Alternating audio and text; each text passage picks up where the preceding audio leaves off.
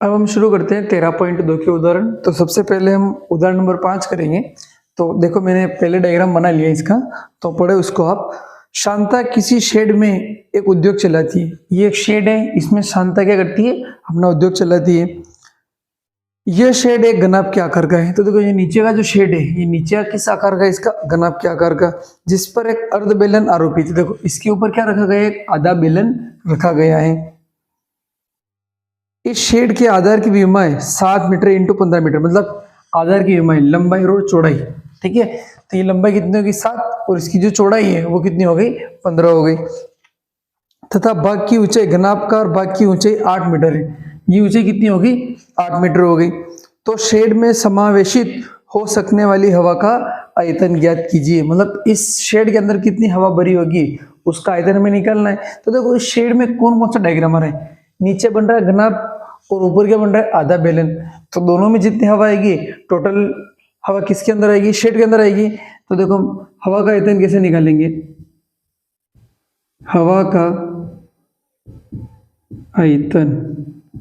तो हवा का आयतन में किस किस का आयतन आएगा, घनाभ का आयतन आ जाएगा, इसका अगर आएगा घनाभ का आयतन प्लस ऊपर क्या बन रहा है आधा बेलन। तो क्या लिखेंगे घनाभ का आयतन प्लस अर्ध बेलन का आयतन।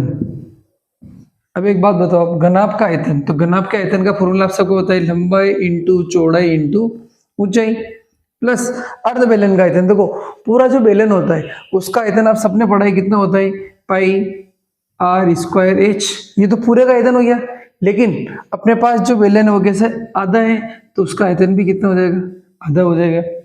अब आप बोलोगे सर इसकी त्रिज्या और ऊंचाई कहाँ से लाए, तो देखो इस डायग्राम को समझो आप। ऊपर जो अर्ध बेलन बना हुआ है, ये यहाँ पे क्या बन रहा है, देखो वृत्त बन रहा है, ठीक है। तो ये पूरा क्या हो गया, व्यास हो गया, नहीं हो गया, देखो ना ये पूरा क्या हो गया व्यास हो गया। तो व्यास क्या अधिक है होती त्रिज्या, तो आप यहां से निकाल लोगे त्रिज्या निकाल लोगे, तो यहां से आप निकाल लोगे आर। तो यहीं से आप लिख लोगे, यहाँ पे लिख सकते हो आप चाहो तो, आर जो है वो आर कितना हो जाएगा 7/2 मीटर, ठीक है। और एच जो बेलन है, देखो बेलन की ऊंचाई क्या होगी यहां से लेके यहाँ तक, तो बेलन की जो ऊंचाई है वो बेलन की ऊंचाई कितनी होगी 15, ठीक है। तो एच बराबर 15 मीटर, ठीक।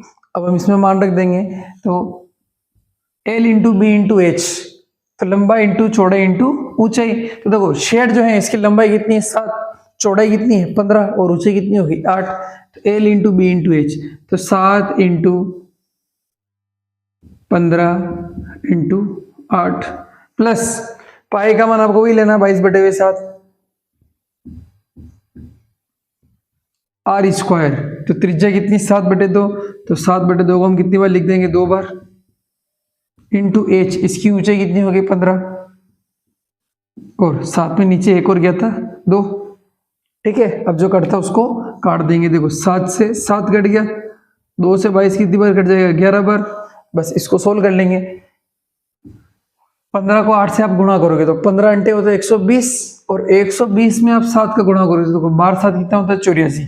तो ये हो जाएगा 840 प्लस, यहाँ पे आप गुणा कर लो, 15 का 2 से गुणा कर लो, और कुछ नहीं सॉरी, यहाँ पे 15 का आप 7 से गुणा करोगे तो कितना आएगा 15 7 105, और 105 को इससे गुणा करोगे 11 से, तो 105 को गुणा करके देख लो आप 11 से, तो 11 5 55, 11 तो 1155 आ जाएगा, ठीक है। देखो इसका इसमें गुणा किया तो कितना आ गया 1155/2, 2 का 2 से गुणा करो तो कितना आएगा 4। तो आप क्या करोगे यहाँ पे 840 प्लस 1155 में आप किसका भाग लगाओगे 4 का, तो यहाँ पे हम 4 का भाग लगा देख लेते हैं। 4 दूनी 8, कितना बच रहा है 3 5, कितना हो गया 35। तो 35 से छोटा क्या आता है 32, 3 5 वापिस 32, पॉइंट लगाया 3 0 28, 2 बचेगा, तो कितना है ये 288.45 75। तो हवा का जो कुल आयतन आ जाएगा इन दोनों को जोड़ लेंगे, 840 और 288 को। तो 840 और 88 को आप जोड़ दो, देखो 0.75 तो पहले आ जाएगा, ठीक है। 8 में आप 0 जोड़ोगे तो 8, 8 में आप 4 जोड़ोगे तो 12, हासिल का 1, 8 9 10 और 1 11। तो हवा जो है, हवा का आयतन कितना आ गया, 1128.75 मीटर क्यूब। अब आगे बढ़ते इसको हम, आगे इसने क्या दे रखा है देखो आप, यदि यह मान ले कि शेड में रखी मशीनरी 300 मीटर क्यूब स्थान घेरती है, ठीक है। इसने क्या बोला, पहले तो हवा का आयतन निकाला, हवा का आयतन आ गया। अब क्या बोल रहे हैं, यदि इसके अंदर जो मशीन है वो मशीन कितना आयतन घेर लेती है, 300 मीटर क्यूब, तथा शेड के अंदर 20 श्रमिक है और प्रत्येक का आयतन कितना हो गया 0.08 मीटर क्यूब के औसत से स्थान घेरता है, तब शेड में कितनी हवा होगी। तो आपको यह बताना है कि इस शेड के अंदर अब कितनी हवा बची है। तो देखो अब हम क्या करेंगे, ये तो हवा कितनी होगी टोटल, अब इसमें से क्या क्या माइनस कर देंगे आयतन, एक तो मशीन का और एक इसके अंदर कितने लोग काम कर रहे हैं 20 लोग, उनका आयतन हम क्या कर देंगे माइनस कर देंगे, ठीक है। तो देखो आप, हम यहाँ पे क्या लिखेंगे, मशीन कितना घेर रही है, इसने लिख रखा आपको बता रखा है, देखो मशीन जो है, मशीन ले रही है 30, ठीक है। ये तो टोटल हवा है, जब उसके अंदर कुछ भी नहीं है, तो हवा का जो सही आयतन होगा उसको हम कैसे निकालेंगे, टोटल जो है, ठीक है, इसमें से किस किस का माइनस कर देंगे, मशीन और उन 20 लोगों का आयतन हम क्या कर देंगे माइनस कर देंगे। तो मशीन का जो आयतन है वो भी लिख देता हूं मैं, मशीन कितना ले रही है 300 मीटर क्यूब, ठीक है। तो साथ में इसने क्या बोला है 20 श्रमिक, 20 जो श्रमिक है वो आयतन कितना लेंगे, देखो एक श्रमिक ले रहा है 0.08, एक श्रमिक ही ले रहा है 0.08, तो 20 श्रमिक का कितना हो जाएगा, इसको किससे गुणा कर लूंगा 20 से, देखो पॉइंट हटाया, नीचे कितना आ गया 100, एक जीरो से एक जीरो कट गया, 8 दूनी कितना हो गया ये 16, और 16 में किसका भाग लगाना है 10 का, तो कितना आ गया 1.6 मीटर क्यूब। तो अब क्या करना है आपको, हवा का जो सही आयतन है वो आयतन कैसे आएगा, ये जो कुल आयतन था इसमें से यह आयतन और यह आयतन क्या कर देंगे माइनस कर देंगे, ठीक है। तो यहां से लिख लेंगे हवा का आयतन, जो सही आयतन है हवा का वो आयतन कितना होगा, ये जो कुल आयतन आया 1128.75, उसमें से क्या माइनस कर देंगे, ये दोनों को जोड़ देंगे और फिर क्या कर देंगे माइनस कर देंगे, तो ये भी आयतन माइनस कर देंगे और ये भी आयतन क्या कर देंगे। बहुत सारे बोलेंगे सर आप तो बोल रहे हो माइनस करेंगे लेकिन जोड़ रहे हो, ये माइनस लग रहा है, ठीक है। अगर मैं यहाँ पे माइनस लगा दूंगा तो फिर मुझे ये ब्रैकेट नहीं लगाना पड़ेगा, ठीक है। अगर फिर ये से माइनस रह गए, मैंने यहाँ पे क्या किया माइनस कॉमन ले लिया और ब्रैकेट बना दिया। तो टोटल हवा में से क्या माइनस करेंगे, मशीन का और 20 लोगों का आयतन हम क्या कर देंगे माइनस कर देंगे। तो देखो कितना आ जाएगा ये 1128.75 माइनस, आप इनको जोड़ोगे तो 301.6। अब आप आराम से माइनस कर सकते हो इसको, ठीक है। यहाँ पे पॉइंट के पीछे 2 संख्या, यहाँ पे 1 है तो आप चाहो तो यहाँ पे 1 0 लगा सकते हो। तो 5 में 0 जाएगा तो 5, 7 में से 6 जाएगा तो 1 पॉइंट की जगह पॉइंट। और देखो 8 में से कितना जाएगा 1, तो 8 में से 1 जाएगा तो कितना आएगा 7, 2 में से 0 जाएगा तो 2, 1 में से 3 नहीं जाएगा तो हाँ सिलेंगे कितना होगा 11, 11 में से 3 जाएगा तो 8। तो आपका जो हवा का जो वास्तविक आयतन है वो हवा का वास्तविक आयतन कितना हो जाएगा 827.15 मीटर क्यूब। तो ये जो है हवा का आयतन है उस शेड के अंदर, ठीक है। यह कौन सा आयतन है, जब उसके अंदर कुछ भी नहीं है, ठीक है। और यह आयतन आ गया उन मशीन का और 20 लोगों का आयतन घटाने के बाद, ठीक है। ये आप लिख लो उदाहरण नंबर 5। फिर हम करते हैं उदाहरण नंबर 6। अब देखो आप उदाहरण नंबर 6, तो उदाहरण नंबर 6 क्या बोल रहा है, एक जूस बेचने वाला अपने ग्राहकों को आकृति 13.13 में दर्शाए गिलासों में जूस देता है। बेलनाकार गिलास का आंतरिक व्यास 5 सेंटीमीटर था, परंतु गिलास के निचले आधार यानी तली में एक उभरा हुआ अर्धगोला हाँ देखो, गिलास तो कैसे होती है आप सबको पता है, बेलनाकारी होती है, ठीक है, कुछ इस तरीके से। लेकिन देखो यहाँ पे क्या हो रहा है, ये तो गिलास हो गई, लेकिन वापिस इसने क्या कर रखा है, नीचे भी क्या बना रखा है, अर्धगोला बना दिया नीचे, ठीक है, जिससे गिलास की दरिद्रता कम हो जाती है। देखो गिलास तो दिखने में इतना बड़ा रहता था, लेकिन अंदर पे क्या था, यहाँ पे अर्धगोला था, तो उससे क्या होगी, दरिद्रता मतलब उसका आयतन क्या हो जाता था, कम। मतलब देखो अगर सिंपल गिलास होती है तो उसमें जूस ज्यादा भर सकते हैं, लेकिन जब यहाँ पे अर्धगोला बना दिया तो उसमें जूस कम भर सकते हैं, तो क्या होगा, उसकी दरिद्रता क्या हो गई, कम हो गई। यदि एक गिलास की ऊंचाई 10 सेंटीमीटर थी, अब इसने इस गिलास की ऊंचाई दे दी आपको, ठीक है, ऊंचाई इसकी एज कितनी है, यदि इसने आपको 10 सेंटीमीटर, तो गिलास की आभासी दरिद्रता तथा उसकी वास्तविक दरिद्रता ज्ञात कीजिए। हमें क्या क्या निकालनी है इसकी, एक तो आभासी दरिद्रता निकालनी है, ठीक है, और हमें निकालनी वास्तविक दरिद्रता। आभासी मतलब जो हमें देखने में लगती है, और वास्तविक मतलब जो है, तो पहले हम निकाल लेते हैं आभासी दरिद्रता। आभासी दरिद्रता, ठीक है, तो देखो आभासी दरिद्रता कैसे, इसकी त्रिज्या कितनी दी इसने, त्रिज्या ने इसने दिया आपको व्यास, तो देखो इसने आपको व्यास कितना दिया है, 5 सेंटीमीटर, ठीक है, 5 सेंटीमीटर व्यास दिया है, तो त्रिज्या कितनी हो जाएगी, 5/2 सेंटीमीटर, ठीक है। अब देखो आभासी दरिद्रता मतलब देखने में लगती है, तो देखने में गिलास कैसा लगता है, हाँ भाई पूरा ही गिलास है, तो पूरा जो गिलास होता है वो किसके आकार का होता है, बेलन के आकार का, ठीक है, तो यहाँ पे किसका आयतन का फॉर्मूला लगेगा, बेलन के आयतन का, ठीक है, और बेलन का आयतन आप सबको पता है क्या होता है, पाई आर स्क्वायर एच। अब पाई का मान कितना होता है, तो पाई का मान के लिए इसने क्वेश्चन बोला है कि आपको पाई का मान जो है वो आपको लेना है 3.14।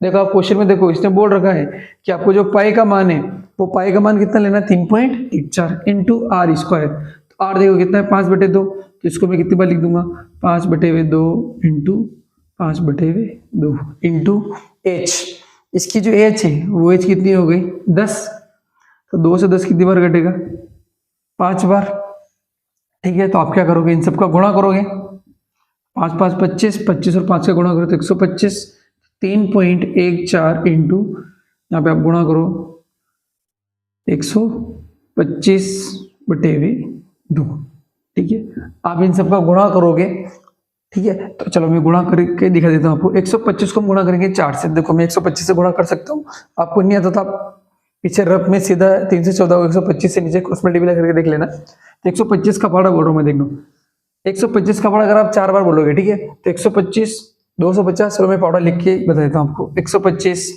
250 375, और ये कितना हो जाएगा 500। देखो मैं पहली बार कितना बोला है, 4 बार, तो 4 बार कितना आ रहा है 500, तो 500 क्या हो जाएगा 0, हासिल का कितना हो जाएगा 50। 125 का पहाड़ा आप एक बार बोलोगे 125 ही आएगा, उसमें आप 50 जोड़ोगे तो 175, 5, तो हासिल का कितना हो जाएगा 17। 125 का पहाड़ा आप 3 बार बोलो, कितना आएगा 375। अब 375 में आपको जोड़ना है 17, तो 75 में 85, 90 और 92, तो ये कितना हो गया 392/2, और कितनी संख्या बाद पॉइंट है, पीछे से 2 संख्या के बाद, तो यहाँ से पीछे से 2 संख्या बाद क्या लगा देंगे, पॉइंट। अब आप इसमें क्या करो, 2 का भाग लगा दो, 2 का भाग लगोगे तो 2 एकम 2, 19 बच रहा, तो 2 नम 18, कितना बच रहा, 1 12 हो गया, 6.25 सेंटीमीटर क्यूब। तो ये जो है, ये गिलास की कौन सी धारिता आ गई, आभासी धारिता, मतलब हमें ऐसा लग रहा है कि इसमें इतना जूस आता है, लेकिन अब इसका जो वास्तविक आयतन है, ठीक है, अब हम निकालेंगे इसका वास्तविक आयतन या वास्तविक धारिता। अब देखो हम वास्तविक धारिता कैसे निकालेंगे, ठीक है, तो वास्तविक धारिता, तो वास्तविक धारिता कैसे निकालेंगे, कुल धारिता में से देखो जूस का भरा इसके ऊपर ऊपर ही भरा हुआ है, तो कुल धारिता में से हम क्या करेंगे, ये जो नीचे अर्धगोला बना है इसकी धारिता हम क्या कर देंगे, माइनस कर देंगे, तो ये लिखेंगे वास्तविक धारिता जो आएगी इसकी, ठीक है, वो कैसे निकालेंगे, कुल धारिता, या फिर ऐसे लिख सकते हैं यहाँ पे आभासी धारिता, ठीक है, माइनस, अभी मैं पूरा नहीं लिख रहा हूं, तो अब यहाँ पे पूरा लिखना, आभासी धारिता माइनस, इसमें से किसकी धारिता माइनस करेंगे, अर्धगोले की, ठीक है, आभासी धारिता माइनस अर्धगोले की धारिता। ठीक है, तो वास्तविक धारिता क्या होगी, आभासी धारिता जो है उसमें से हम क्या करेंगे, अर्धगोलिक धारिता क्या करेंगे, माइनस कर देंगे। तो हम आभासी धारिता अपने पास आ गए, अब हम यहां से निकाल लेंगे अर्धगोले की धारिता। ठीक है, अर्धगोले की धारिता, तो अर्धगोले की धारिता यानी अर्धगोले का आयतन। देखो पूरे गोले का आयतन आपको पता है 4/3 पाई आर क्यूब, तो आधे गोले कितनी हो जाएगी, 2/3 पाई आर क्यूब। 2/3 पाई का इसने बोलना है आपको लेना है 3.14 इंटू आर, इसकी त्रिज्या कितनी, 5/2, 5/2 क्यूब है, तो इसको हम कितनी बार लिख लेंगे भैया, 3 बार। जो कट रहा उसको काट दो, 2 से 2 कट गया। अब कुछ कट रहा है क्या, देखो अब ये भी नहीं कटेगा, तो ऊपर इन सबका कर लो गुणा, तो वही वापस देखो 5 का 5 से गुणा करें तो 25, 25 का 5 से करें तो 125। देखो अभी हमने गुणा किया, 125 का हम गुणा करेंगे 3.14 से, तो अभी हमने यहाँ पे गुणा किया था ये, देखो ना 5 5 5 3.14, 5 5 5 3.14, तो इसका गुणा करने पर कितना आया था अपने पास, 392.50। अब इसमें किसका भाग लगाना है, 3 दूनी 6, 6 दूनी 12, तो इसमें आप किसका भाग लगाओगे, 12 का आप लगा देना भाग। तो देखो 12 का भाग लगा लेते हैं यहाँ पे, 12 दिया कितना हो जाएगा 36, कितना बच रहा है 3, 2 32 हो गया, तो 12 दूनी 24, तो कितना बच रहा है 8, 85, तो 12 7 कितना होता है 84, एक बच रहा है, अब भाग नहीं जाएगा तो यहाँ पे 0। तो आप इसमें भाग लगाओगे इसका, तो लगभग ये आपके पास आएगा ये 32.70 आ जाएगा। कितना आ जाएगा 32.70। और भी आप अगर इसमें आगे आप भाग लगाओगे, ठीक है, तो ये आएगा, एक बार और अगर मैं संख्या ले लेता हूँ तो 100 हो जाएगा, और ये हो जाएगा 12 84, ठीक है, 12 × 6 ये होगा 32.708। लेकिन देखो पॉइंट की ये वाली डिजिट हम चेंज करते हैं, तो ये वाली डिजिट चेंज कब होती है, जब पीछे वाली डिजिट अगर 4 से बड़ी होती है तो ये आगे वाली एक प्लस हो जाएगी। इसका जो उत्तर होगा वो होगा 32.71। ठीक है, आप इसमें इसका भाग लगाओगे, ठीक है, ये आएगा, लेकिन फिर इसको सही करके ये लिख लेंगे। अब हमें जो वास्तविक धारिता है, वास्तविक धारिता, ठीक है, तो वास्तविक धारिता कैसे आएगी, जो आभासी धारिता आई थी अपने पास कितनी आई थी 196.25, ये इसमें से ये क्या कर देंगे माइनस कर देंगे, 32.71 क्या कर देंगे माइनस कर देंगे। ठीक है, तो आप इसमें से माइनस करो, ठीक है, आप इसमें से ये माइनस करोगे, ठीक है, 196.25 में से कितना माइनस करोगे 32.71, तो आपके पास जो उत्तर है वो आ जाएगा 163.54 सेंटीमीटर क्यूब। देखो 5 में से 1 गया तो 4, 2 में 7 नहीं आया था तो 12 में 7 गया तो 5, 6 में से यहाँ पे कितना हो जाएगा 5, 5 में से 2 गया तो 3, और 9 में से 3 गया तो 6, और 1 का 1। तो इस गिलास की जो वास्तविक धारिता है वो वास्तविक धारिता कितनी होगी 163.54 सेंटीमीटर क्यूब। ठीक है, इसको लिख लो जल्दी से, फिर इसका लास्ट एग्जाम्पल करते हैं। अब शुरू करते हैं इसका लास्ट उदाहरण, उदाहरण नंबर 7। एक ठोस खिलौना एक अर्धगोले के आकार का है, ठीक है, जिस पर एक लंबवृत्तीय शंकु आरोपित है। देखो एक खिलौना जो किसके आकार का है, अर्धगोले का आकार का है। ठीक है, ये इसके अंदर बना लिया पूरा डायग्राम मैंने पहले से ही। देखो तो ये जो खिलौना है किसके आकार का है, अर्धगोले का आकार का हो गया। इसके ऊपर क्या रख दिया हमने, शंकु रख दिया। ठीक है, नहीं आया तो मैं यहाँ पे बता के दिखा देता हूँ। ये किसके आकार का है, अर्धगोले का, और इसके ऊपर क्या रख दिया हमने, शंकु रख दिया। शंकु की ऊंचाई 2 सेंटीमीटर है। ठीक है, देखो उसने क्या बोला, शंकु की ऊंचाई, तो शंकु की ऊंचाई कहाँ से कहाँ तक है, यहां से लेके यहां तक शंकु की ऊंचाई होगी। देखो ना शंकु, तो शंकु की ऊंचाई कितनी होगी 2 सेंटीमीटर, और आधार का व्यास 4 सेंटीमीटर। देखो इसका पूरे का व्यास, शंकु के आधार में क्या बनता है, वृत्त बनता नहीं बनता है। ठीक है, तो आधार का व्यास कितना हो गया 4। ठीक है, तो शंकु का जो आधार है इसका व्यास 4 है, तो इसकी त्रिज्या कितनी हो जाएगी 2। तो यहाँ पे हम लिख लेंगे त्रिज्या जो है आर कितनी हो गई 2 सेंटीमीटर। इस खिलौने का आयतन निर्धारित कीजिए। हमें क्या करना है अभी, इस खिलौने का हमें क्या निकालना है, आयतन निकालना है। ठीक है, तो यहाँ पर जो आपका खिलौना है उस खिलौने का आयतन निकालना है। तो देखो खिलौने में क्या क्या आ रहा है, एक तो अर्धगोला आ रहा है। खिलौने में क्या आ रहा है, अर्धगोला। मैं यहाँ पे वापिस बना देता हूँ इसको। ये आपका क्या हो गया, खिलौना हो गया, और हमें इसका आयतन निकालना है। तो देखो खिलौने का जो आयतन है, ठीक है, खिलौने में क्या क्या चीज आ रही है, एक तो अर्धगोला आ रहा है और ऊपर से क्या आ रहा है, शंकु आ रहा है। तो खिलौने में किस किस का आयतन आ जाएगा, अर्धगोले का आयतन प्लस ऊपर क्या है, शंकु का आयतन। ठीक है, तो खिलौने का जो आयतन है, खिलौने का आयतन, अभी इसी की बात हो रही है। ठीक है, खिलौने का आयतन, तो खिलौने में क्या क्या है, अर्धगोला। तो हम क्या लिखेंगे, अर्धगोले का आयतन प्लस ऊपर क्या है, शंकु, शंकु का आयतन। ठीक है, तो अपने पास कौन कौन सा आ जाएगा, अर्धगोले का प्लस शंकु का आयतन। तो अर्धगोला जो होता है उसका आयतन का फॉर्मूला आप सबको पता है, क्या होता है, 2/3 पाई आर क्यूब, प्लस शंकु का जो आयतन होता है पाई आर स्क्वायर h/3। अब यहाँ पे आप देखो, इसने क्या बोला था, शंकु की ऊंचाई, तो शंकु की ऊंचाई कितनी दी थी इसने, 2 सेंटीमीटर। इसने क्या बोला था, इसके आधार की, आधार का व्यास कितना दिया था, 4। तो यहाँ पे त्रिज्या कितनी हो जाएगी, 2। ठीक है, तो देखो इसकी त्रिज्या भी 2 हो गई, और यहाँ पे अर्ध गोला जो है उसकी त्रिज्या भी कितनी होगी, 2। तो दोनों ही त्रिज्या क्या है, बराबर है, और इसकी ऊंचाई कितनी होगी, 2 हो गई। तो यहाँ पे जो कॉमन आ रहा है वो हम लिख लेंगे पहले। तो यहाँ पे दोनों में कॉमन क्या आ रहा है, देखो आप। ठीक है, इसने पाई का मान क्या बोला है, 3.14। ठीक है, तो पहले जो कॉमन आ रहा है उसको लिख लेते हैं। तो देखो आप देखोगे ऊपर कॉमन क्या आ रहा है, पाई, साथ में क्या आ रहा है, आर स्क्वायर भी कॉमन आ रहा है, और नीचे क्या आ रहा है, 3। अब जो अंदर बच रहा है उसको लिख लेंगे। यहाँ पे क्या आ रहा है, 2r प्लस h। अब हम इसको क्या कर लेंगे, सोल्व कर लेंगे। तो पाई का मान इसने बोला है कि आपको लेना 3.14 इंटू आर का स्क्वायर। आर त्रिज्या कितनी दी इसने, 2, तो 2 को 2 बार लिख लेंगे, 2 का स्क्वायर ब्रैकेट 2r। आर को किससे गुणा करेंगे, 2 से, तो 2 को 2 से गुणा करोगे तो 4 प्लस h, इसकी ऊंचाई कितनी है, 2। तो आर भी, त्रिज्या भी 2 है और ऊंचाई भी कितनी दे रही इसने, 2 सेंटीमीटर।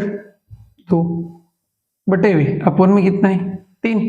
तो हम इसको अगर सही से लिखेंगे तो कितना हो जाएगा, देखो 3.14 इंटू 2 इंटू 2 इंटू 4 और 2 को जोड़ोगे तो कितना हो जाएगा, 6/3। 3 से कितनी बार घटा, 2 बार। तो देखो यहाँ पे क्या आ गया, 3.14 को हम गुणा करेंगे, 2 दूनी 4, 4 दूनी 8। तो 3.14 इसको हम गुणा कर लेंगे 8 से। तो देखो 8 से कितना हो गया, 32, हासिल का 3, 8 और 3 कितना हो गया, 11, हासिल का 1, 8 या 24 और 1 25, और कितनी संख्या बाद 0.2। तो 25.12 किसका आयतन हो गया, खिलौने का आयतन आ गया।